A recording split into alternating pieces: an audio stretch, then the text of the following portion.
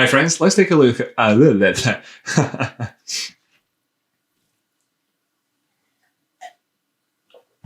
Hi friends, let's take a look at Link versus USD, Link versus BTC today, and do some technical analysis. My name is Rocky Outcrop. I really do appreciate you joining me for today's episode. Let's see if we can get this one to be a short and snappy one, given that the comments on the channel, somebody did say to me recently about how people appreciate short and to the point. Where are you, buddy? Where are you, buddy? Where are you? Where are you? In there, anyway, somebody shout out to Andrew Castro, who's the one that said it, though. I should invest in a green screen. Your subscribers will blow up. Well, let's just take a look at what we're doing today here. I am inside a circle. Isn't that's just as good as a green screen? As you can see, there's my logo there saying Rocky Outcrop, and there is the quality assurance, 100% quality tick symbol down there, just so you know you've tuned into the right place with both of those logos for us. Where have we come from so far? We've moved down below this 109,000 target where the 236 is, and in fact we're heading on down towards, so far currently by the looks of things, towards the lower end of this pitchfork, in and around again at our target of around about that 100k area. Jumping over to real quick to sort of check in with the USD pairing. So far we're currently in the process of breaking or faking out of this ascending triangle towards the downside. So far we've actually seen that the triangles we've had on the charts, such as over here on Bitcoin, we had a descending triangle. Can't see it just now because I've removed it off the charts. Actually, I'll tell you what, I'll get rid of a couple of these other things here.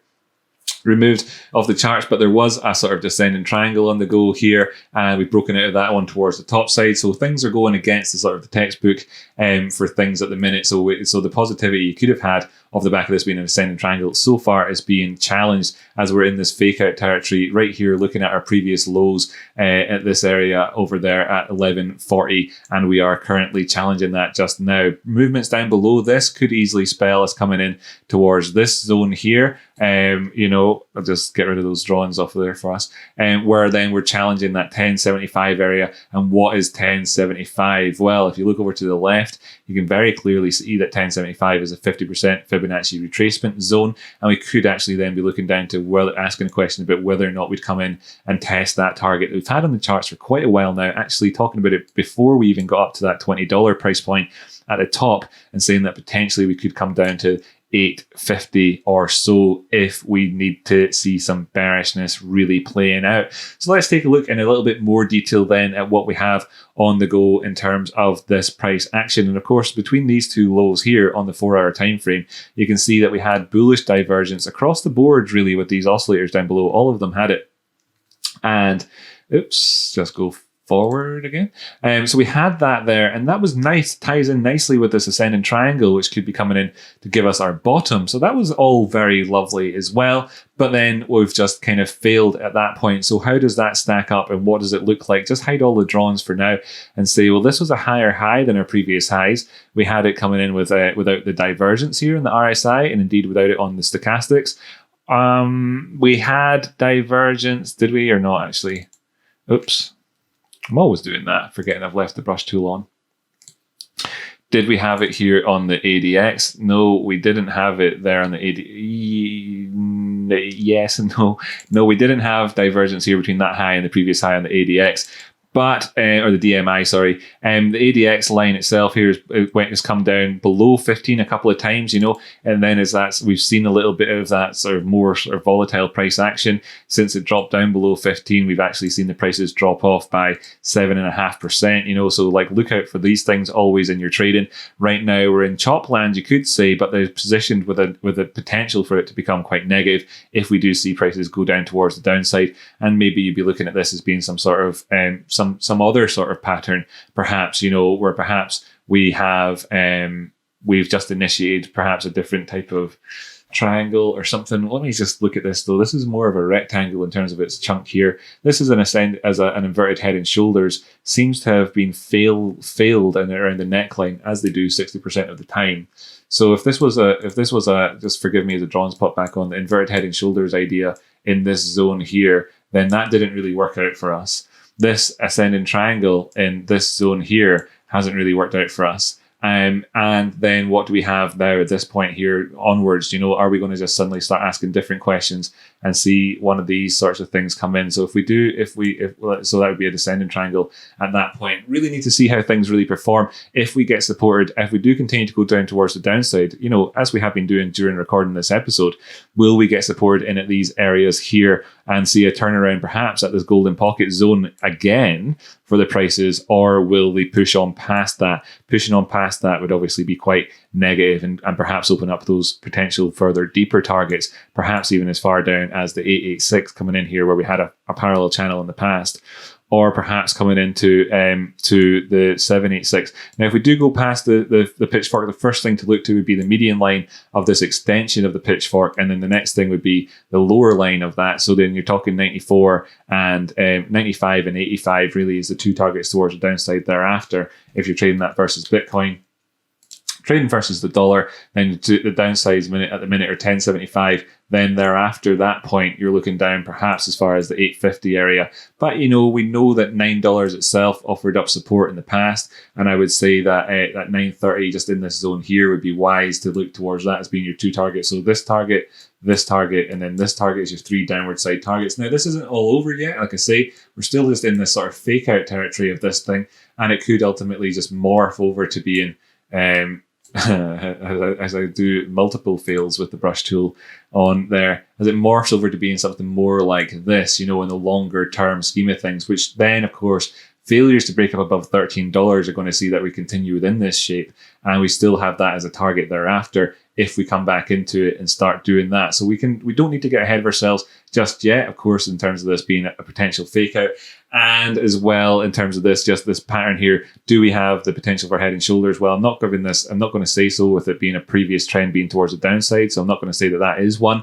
Doesn't really look like one. We do have diminishing volume throughout though. And we don't have bearish divergence amongst the shoulders, which is obviously good to see. Apart from over here, actually on the MACD, makes me wonder again, if it's not the MACD, then why are we not seeing it on the stochastics? There's a touch of it here between the head and the left shoulder on the stochastics, not an RSI. And the DMI, well,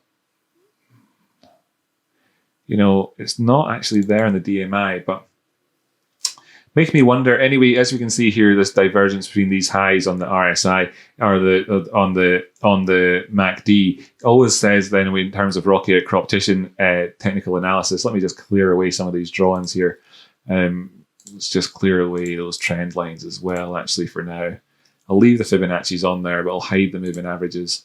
As you can see, by the way, just before I do, 4-hour time frame, 21, all of them spread out above us in terms of bearish stance, more or less on them, downward curves and everything, and we're below them all, so that's all like that. And on the 1 day, we've still got this real negative slope on the 21 EMA and clear resistance there at the 55 exponential, so like those significant things. But let me just clear them off for now and drop back down to the 4-hour time frame and say, well, if we're seeing divergence here as part of an upward trend on the MACD, what does that normally constitute? And of course, it makes the more I repeat this, the less I need to sell a course about these sorts of things.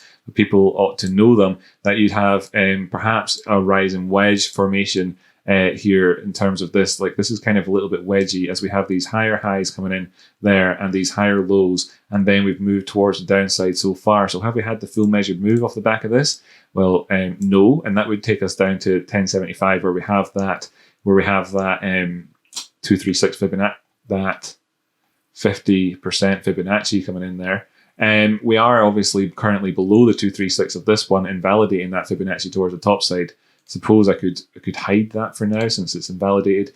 And if we got just the textbook style movement off of it, sure, we've had enough of that. So you need to see support coming in here at this point. And then if that's the case, then looking right down let's just dive down to the 1 hour time frame to say, well, in that case, we've had a downward trend since perhaps since then over here at this high on the 10th of September, putting in a high, a low, a lower high, a low, or low, a lower low, a lower high, and a lower low. So between that point, you've got that and that, then this one.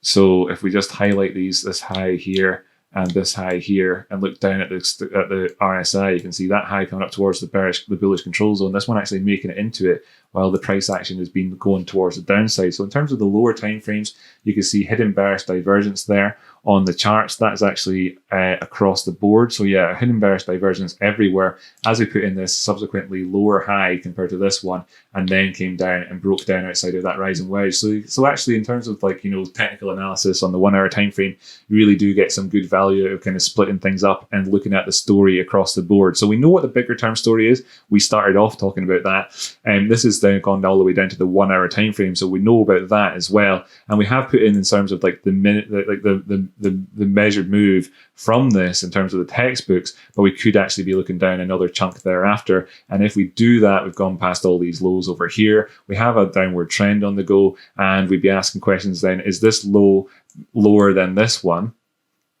And looks like, you know, we're going to avoid bullish divergence there. Is it lower than the previous low in that area? And of course, as well, across the board, we're avoiding that bullish divergence. So there's a potential for bullish divergence to show up on the MACD at this point just here, while it isn't on the other oscillators. That is, maybe there's a potential for it on the stochastics, but it looks like it's coming in to maybe just avoid that. Depends. If this turns out to be a local low, we'll get a bit of divergence here on the stochastics and the MACD, again giving us the idea that perhaps on the lower term time frames we might have got another sort of wedge towards the downside here. So we'll just remove all those drawings again, and we can sort of give everybody a lesson then in terms of looking down the way, in terms of the narratives and stuff across time frames. So I'll just remove all that and that as well, and say, well, look, you know, if we see this coming in the way here, then perhaps we'll have some sort of descending, you know, positive type wedge type structure here on the 1 hour and down the way time frames, putting in a target towards that $12. Let me just adjust this slightly and say, right, yeah, so up to that $12 target, if we can go beyond that, then maybe there's a chance then of us having a measured move off the back of this thing. This could take us to a couple of different places, one of which being that $13 region, or we could try and undo those bigger time frame things that we're talking about already. We've already spoken about $13. Looking over to the left, that's the 382 of that bigger Fibonacci. If we did it just sort of textbook style, then we just get resisted by it and put in a lower high, you know, which could then lead on to more downward side price action and actually simply just be taking us back up towards where that wedge was from the previous chunk, you know, from the 4 hour point of view. And then we've done everything, 12 hours, we've done 24 hours, 4 hours, 1 hour, and you could keep that going yourself. I've kind of done all the work for you in that sense. So that's all pretty good. That's what we're looking to. Of course, this is very much premature to say that this is the case, you know, because it's not been set in yet, but we are looking at a tiny little dinky winky green candle just now. And if that does, you know, push up towards $13, then we've got a different sort of scenario that we can ask questions about. But obviously 1150 in terms of right now where we are is the key area, as we have already spoken about in the show so far. So I'll leave that with you. Thanks so much for tuning in. Really do appreciate it. Hope you got some takeaway value, of course, as well in terms of the Bitcoin pairing. We've already spoken about this. That we're up above 106,500 again, so that's decent. You know, if this were to be a low, we could be going down towards that 102,000 area, and then we've got the 3 targets towards the downside. The resistance currently has got to be in about that 115,000, where we have the 50% Fibonacci at, and then, you know, of course, there's the one I hid.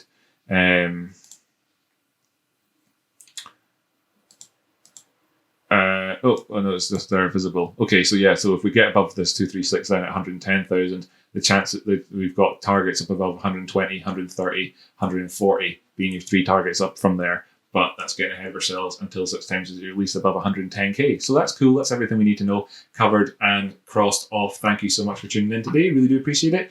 I do daily technical analysis throughout the week for Bitcoin, Ethereum, Chainlink, and Tezos. I also have a giveaway on the go at the minute, looking to give away 10 Satoshis for every view that we've got, and potentially a bigger giveaway if we get a big number of entrants into it. So far, it's not looking like that's the case, though. So make sure you enter these things, and it's dead easy to do it. And you enter in both those giveaways just simply by saying "Rocky, you rock" or something along those lines in the comments or the video section down below. You'll have seen other people leaving comments like that. Just do that sort of thing. Any variation on it is totally fine. Somebody said you wear a frock recently. I think that the rhyming things count. Anyway, anything along those lines, that's all pretty good. You can just say that you want to be in it, whatever, and you can chat away. All of them will count, and then you'll be in a part of a giveaway for 10 Satoshis for every view that we get on the channel for throughout the month of September. We'll be checking that on the 30th of September and then announcing a winner there. So you can do that. That'd be cool. And I'd love to see if we could get the subscriber count up to 2,000 by the end of September as well. Those two things working together would be quite nice. Okay, cool. Nice one. Bear in mind, small time frames, 1 hour time frame, we see that we've got the DMI here showing us that there's a very much negative stance there, and that we have the ADX moving up towards that 25 area. It's above 20 at the minute, giving you a sort of small term indication that things are not looking particularly positive, and we've covered all of where the areas you'd need to see for that to stop being the case. Otherwise, expect more of the same, because the trend is your friend until the end of the trend. And that's what we've done in today's episode. So thanks so much. I'll catch you next time.